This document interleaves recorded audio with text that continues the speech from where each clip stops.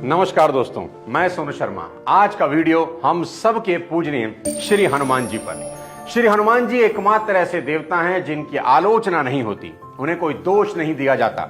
कई देवता ऐसे हैं जिनकी हम पूजा तो करते हैं पर क्रिटिसाइज भी करते हैं। देवराज इंद्र की पूजा होती है लेकिन लोग उनकी आलोचना भी खूब करते हैं। ब्रह्मा जी के पुत्र देवर्षि नारद जी की पूजा होती है पर लोग उनकी आलोचना भी करते हैं। जो इंसान इधर की बात उधर करे उसे नारद मुनि तक कहने लगते हैं। यहां तक कि हनुमान जी के आराध्य श्री रामचंद्र जी को भी लोग क्रिटिसाइज करते हैं कि उन्होंने अपनी पत्नी मां सीता की अग्नि परीक्षा करवाई और किसी धोबी के कहने से उन्हें अयोध्या से बाहर निकाल दिया।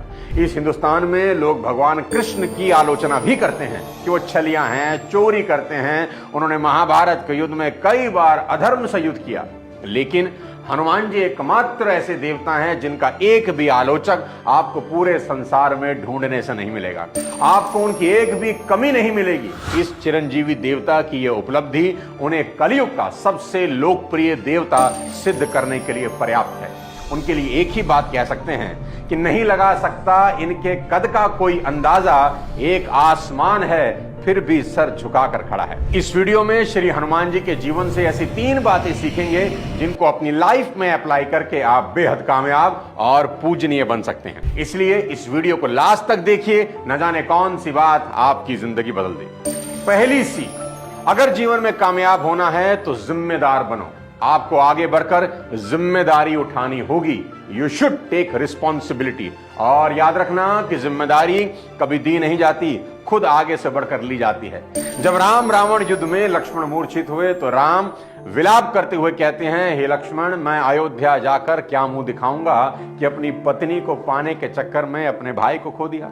तुम जागते क्यों नहीं? राम बेहद दुखी हैं और उनका दुख वहां खड़े सभी देख रहे हैं पर कोई कुछ कह नहीं रहा, कोई कुछ कर नहीं रहा। श्री हनुमान जी भी वहीं खड़े हैं और सब देख और सुन रहे हैं। वो खुद से आगे आते हैं और पूरी जिम्मेदारी लेकर कहते हैं कि हे भगवान, आप चिंता ना करें, काल की भी ताकत नहीं जो लक्ष्मण भैया के प्राण ले सकें। और अगर आप आदेश करें तो एक छलांग लगाकर चांद को ले आऊं और उसको निचोड़कर उसमें से अमृत निकालकर लक्ष्मण जी के मुंह में रखकर उन्हें जीवित कर दूं। हे प्रभु, जो आप आज्ञा दें तो पैर की एक ही लात से धरती को फाड़कर पाताल लोक में जाकर जहां सर्प अमृत कुंड की रक्षा करते हैं वे कुंभ ले आऊं और उस अमृत से लक्ष्मण को स्नान करा दूं। भगवान, आप आदेश करो तो काल को भी पकड़कर यहां ले आऊं, बस आप आदेश करो। क्या गजब की चीज है सीखने की। हनुमान जी से किसी ने कहा नहीं ये सब करने के लिए, लेकिन वो खुद से सभी रिस्पॉन्सिबिलिटी उठाने को तैयार हैं। और उस वक्त भगवान खुद शोक में डूबे हुए हैं, उन्हें कोई सुध नहीं। उस समय विभीषण कहते हैं, लंका में सुषेण वैद है, अगर कोई उन्हें ले आए तो बात बन सकती है। हनुमान जी फिर सबसे आगे आते हैं और कहते हैं, बस इतनी सी बात, अभी ले आता हूं। जब तक किसी को कुछ समझ आता तब तक तो हनुमान जी एक छलांग लगाकर लंका पहुंच गए। रात हो गई, सभी सो गए हैं। हनुमान जी ने सोचा अगर वैदराज से रिक्वेस्ट करूंगा चलने की तो शायद ये मानेंगे नहीं।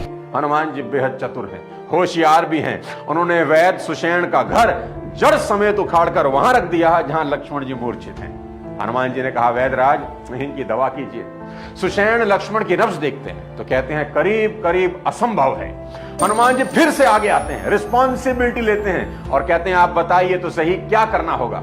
सुषेण कहते हैं, महावीर, इलाज तो है परंतु अति कठिन और असंभव है। अति दूर उत्तर दिशा में हिमालय पर्वत पर संजीवनी नाम की औषधि है, उसे लाना होगा। हनुमान जी फिर जिम्मेदारी उठाते हुए कहते हैं, बस इतना ही, अभी जाकर ले आता हूं, कौन सी बड़ी बात है। तब सुषेण चेतावनी देते हुए कहते हैं कि महावीर, इस औषधि को प्रातःकाल सूर्य उदय से पहले लाना होगा। सूर्य उदय से पहले उस औषधि की 2 बूंदें अगर लक्ष्मण के मुंह में डाली जाएं तो लक्ष्मण खड़े होंगे, पर सूर्य उदय के बाद यह औषधि किसी काम की नहीं। हनुमान जी बिना 1 सेकंड गवाए श्री राम के चरणों में सर रखकर कहते हैं, प्रभु आज्ञा दें।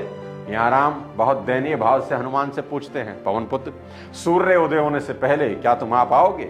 लंका से हिमालय तो बहुत दूर है। अब यहाँ हनुमान जी का आत्मविश्वास देखिए, विल पावर देखिए। वे बोले, प्रभु आपकी आज्ञा होगी तो आ जाऊंगा। और सूर्य की इतनी ताकत नहीं कि वह उदय हो, अगर उसने उदय होने का साहस भी किया तो मैं उसे अपने मुख में रख लूंगा, बस आप आज्ञा दें। भगवान ने अपने दोनों हाथ हनुमान जी के सर पर रखे और सियावर रामचंद्र की जय कहकर हनुमान जी ने छलांग लगाई। तो देखने वाले कहते हैं कि हनुमान जी जाते हुए दिखे ही नहीं, बस एक रेखा जाती हुई दिखाई दी और हनुमान जी संजीवनी बूटी लेकर रात ही रात में लौट आए। इस पूरे एपिसोड में क्या सीखा?